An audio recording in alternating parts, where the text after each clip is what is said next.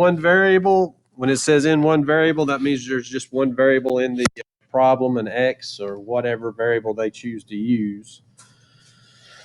But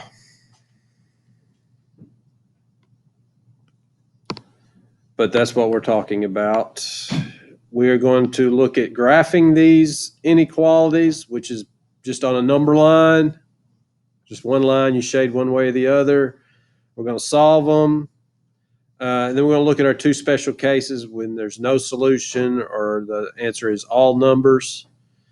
And then I'll go from there. So it becomes a linear inequality when they throw in one of these inequality symbols, less than, greater than, or equal to, less than or equal to, rather than an equal sign.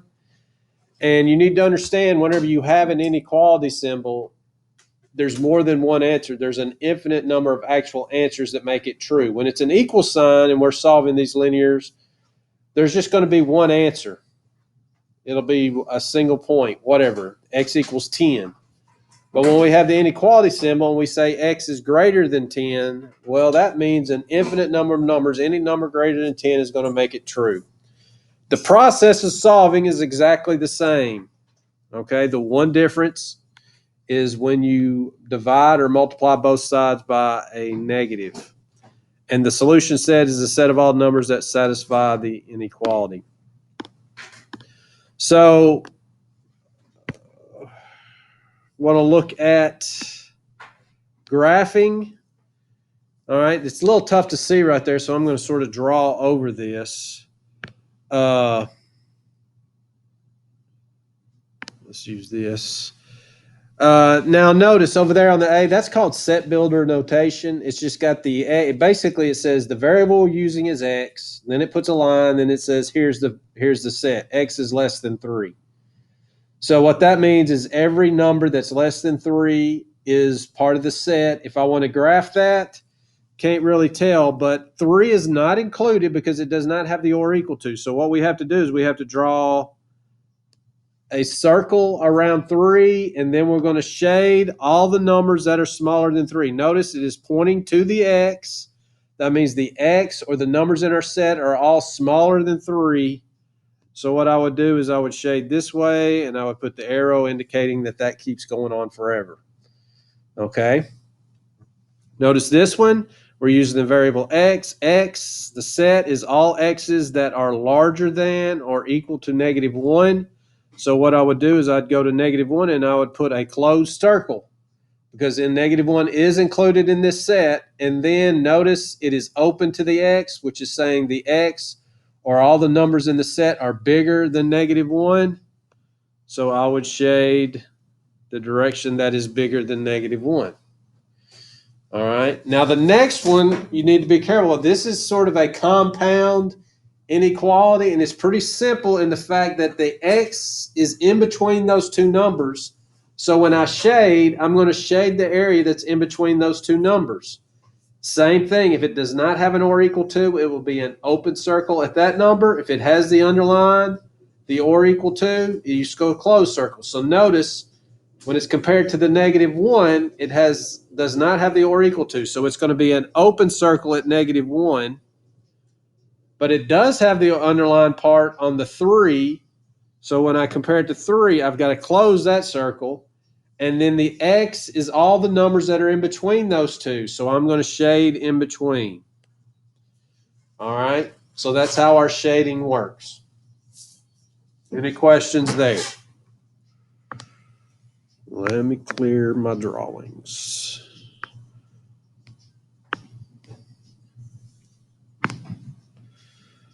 All right. I'm not going to go through. Oh, that's highlighting it.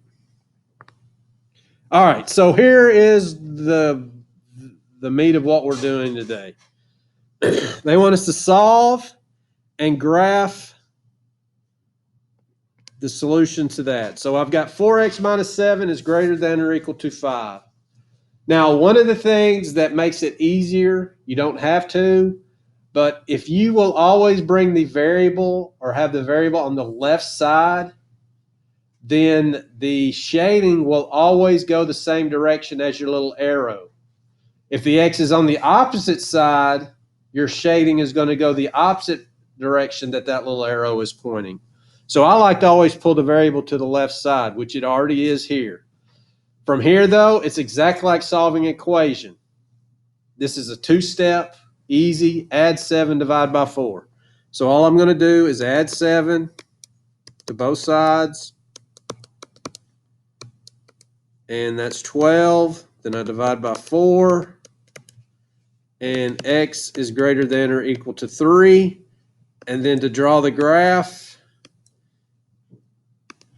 there's 3, and it has got the or equal to, so it's going to be a closed circle at 3, and the X is larger than the 3. All the numbers in the set are larger than 3, so I'm going to go that way right there. So that's all it is. Okay? No big deal.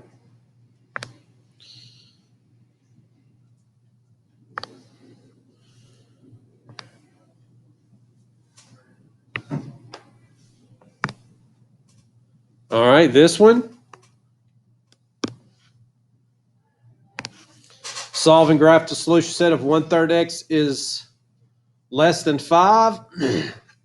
I've multiplied by 1/3, so I'm going to divide both sides by 1/3. That cancels and leaves me X less than 5 divided by 1/3 is 15. All right, X is less than 15. So there's 15 on my number line. Does not have the or equal to, so it's going to be an open circle, and then I'm going to shade everything less. All right, easy enough. If you can solve equations, this shouldn't be any problem whatsoever. Now, here's the one big difference that you have to be careful of. All right. I've got negative 3x is less than 21. So to solve this, I've got to divide both sides by negative 3. Now, anytime you multiply or divide both sides by a negative number, it flip-flops which side is bigger. Notice, if I have negative 10 is less than 10, everybody should agree with that, right? Negative 10 is less than 10. But watch what happens if I divide both sides by negative 1. That makes that 10. That makes that negative 10. Now which side is smaller? Now the right side is smaller. Okay? So when you multiply or divide by a negative, it changes the sign on both sides of the equation, therefore flipping which side is bigger. So when I divide by this negative 3, everything else works the same. That's going to be X. That's going to be negative 7. But because I did a negative on both sides, it is now the right side that is smaller and the left side that is bigger. And there it is. X is greater than negative 7. I'm not going to go through and graph it. I think we got that. Okay, so this only happens when you multiply or divide by a negative number. Now, if I had 3x is less than negative 21, and I divide by 3, that I get negative 7. This time, it does not flip because I did not divide by negative. Just because my answer is negative doesn't matter. It's what I divide by. And there I divided by a positive 3, so it would stay. The left side is smaller than the right side. Okay? All right. Couple more examples. See if we got one. Okay, so this is one where I'm talking about where I like to always move everything to the left. All right. Everything's simplified on both sides. The steps stay the same. You simplify both sides of the equation. Then if the variable's on both sides, you move it to one side. So what I'm going to do is I always like to move it to the left. So I'm going to subtract 8x from both sides. And that gives me negative 2x minus 12. Don't forget to drop down the negative. And then it is greater than 2.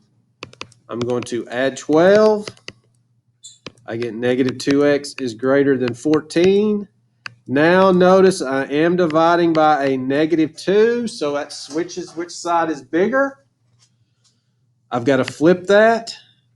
That cancels, leaves me x, and that's -7. X is less than -7 is what I end up with there. Okay?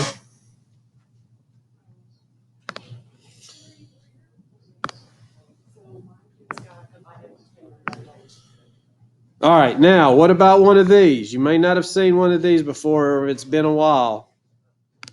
All right, this is just a 3-part inequality. What you have to remember is the x is always going to be in the middle, and the x, basically what you want to do is get the x by itself in the middle. And what you do to get it by itself in the middle is just like if you were solving and if it didn't have this left side. If I wanted to get x by itself, I would subtract 1 and divide by 2. Well, what I do is I just go ahead and subtract 1 from all 3 sections. So then I would have -4 is less than 2x, because that cancels, is less than or equal to 2. And then to get x by itself, I would divide by 2. I just divide all 3 sections by 2. I get -2 is less than x is less than or equal to 1. And if I wanted to graph, there's -2, there's 1. -2 is an open circle, 1 is a closed circle, and I'm shading in between. All right. So that's it. Easy enough. I think we've got a couple special cases next.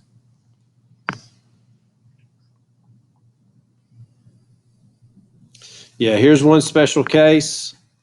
If you remember when we were solving equations, the special case would be when we were solving and the x disappeared from both sides and I was left with either a true or false statement. Exact same thing with inequalities. When I start solving, notice they subtract 3x from both sides and the x disappears from both sides. And then I'm left with a statement, 3 greater than 5. Is that true or is that false? That is false. A false answer means there is no solution. They call it the empty set. So a false statement that's left, empty set, no solution. There's no number I can plug in for x and this ever be true. Okay? That's one special case. Our other special case is when we solve it. Notice they've got to distribute the 2 here, right? Remember, we have to simplify each side of the equation first, distribute the 2, combine my x's over here, and I get 2x plus 10 is less than or equal to 2x plus 14. I subtract 2x from both sides, and I'm left with 10 is less than or equal to 14. If that is a true statement like that, then my solution is all numbers. The way I would graph all numbers is you just graph the entire line. The way you would graph no solutions is you would just have a number line with nothing shaded. All right? So that's it, the 2 special cases. And that's it. That's all I've got for you.